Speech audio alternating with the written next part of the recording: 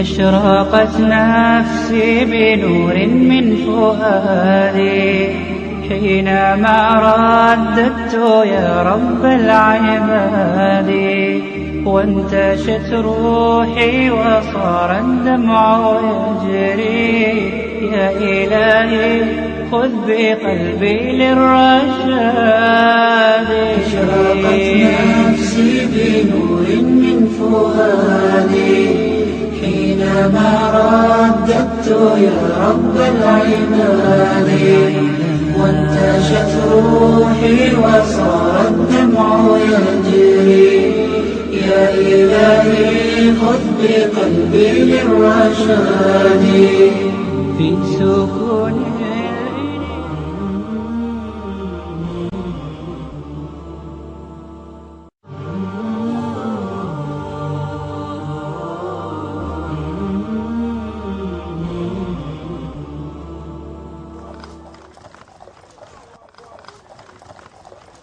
Për këtë po flasim.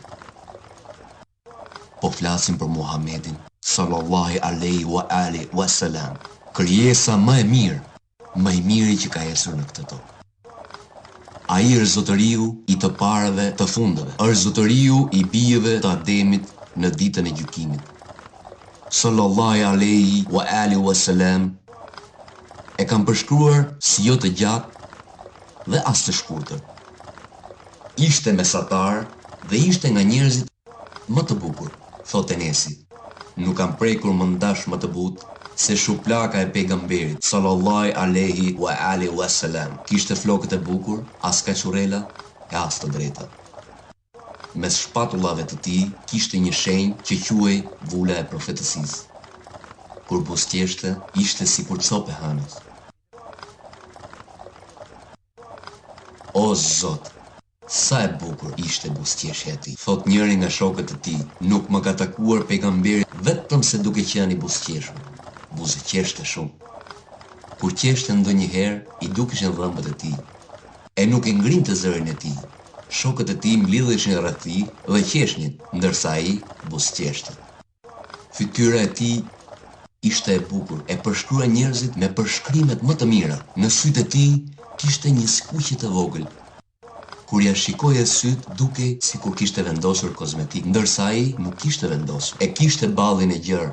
Ngjyra e tij ishte e bardhë, mirë por jo shumë e bardhë. Ishte njeriu më i bukur. Zoti e ka përshkruar atë si mëshirë për botërat. Kur este sikur po zbriste nga ndonjë kodër. Nuk shpejtonte në ecjen e tij. Mirë po ishte mesatar. E donte një lloj veshje të gjatë arabe, kamis, dhe po ashtu i donte rrobat e bardha. Gjithashtu vishte edhe rroba të tjera dhe vendoste një lloj shumë të bukur të turbanit. Nuk ishte as e madhe dhe as e vogël. Ishte modest. Saqë po ta shihje do ta doje. E shihje sinqeritetin në fytyrën e tij. Kush është ai? Është njeriu më i dashur tek Allah. Ai është vula e profetëve dhe lajmëtarëve. Ai është Muhamedi sallallahu alaihi wa alihi wasallam. Në shtëpinë e tij nuk gjeje shumë ushqim dhe pije. Mbështetej në dy gjëra, hurmat dhe ujin. Thot Ashea, kalonin muaj njëri pas tjetrit. E në shtëpinë e grave të tij nuk ndizej zjarri për të gatuar ushqim. Ndonjëherë u ritej dhe e lidhi një gur në barkun e tij. Kush? لقد جاءكم رسول Ju ka ardhur një profet nga mesi juaj. عزيز عليه ما عنتم Ati i vije rënd për vuajtjet tuaja. بالمؤمنين رؤوف رحيم. I përngosur për besimtarët, i butë dhe i mëshirshëm. E donte parfumin dhe e përdorte shumë. Edhe djersa që i dilte nga trupi i tij ishte nga erërat më të mira, sepse nga ai nuk dilnin vetëm se erërat e mira. Deri edhe e qara e tij ishte sikur fishkëllima e kazanit, sikur uji që vlon, nuk e ngrinte zërin e tij, as në të qarë dhe as në të përtitur, e në asnjë gjë tjetër. Ishte njeriu më i mirë fizikisht dhe moralisht. Allahu përshkruar me këto fjalë: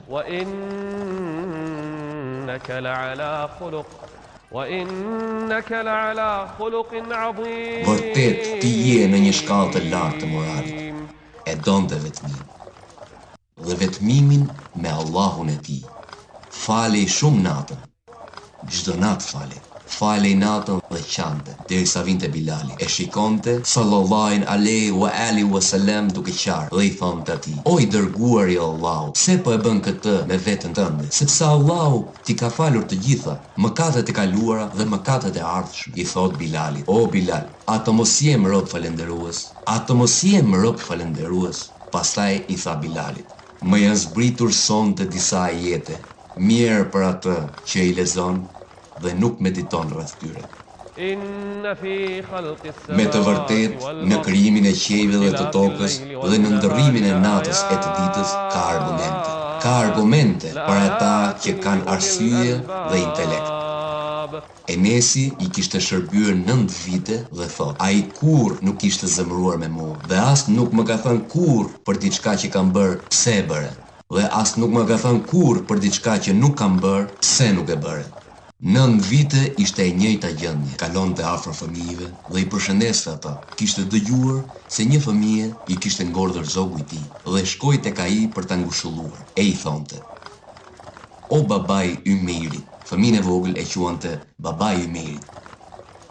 "O babai i Ymeirit, çfarë po bën Nugeiri, zogu i tij? Kush është si ai në moralin e tij? Kush është sikur ai në përshkrimin e tij? Pikëllohej kur pikëlloheshin të tjerët dhe gëzohej kur gëzoheshin dhe ata. Ishte aq modest sa që kur e shihje nuk e dalloje se ishte i dërguar i Allahut. Ky ishte për shkak të modestisë së tij të madhe. E kishin parë atë disa nga lajmëtarët e udhëheqësve të vendeve të tjera. E pan moralin e tij dhe dashurinë e shokëve të tij për Muhamedi sallallahu alaihi wasallam. Këto janë disa nga përshkrimet dhe moralet e tij.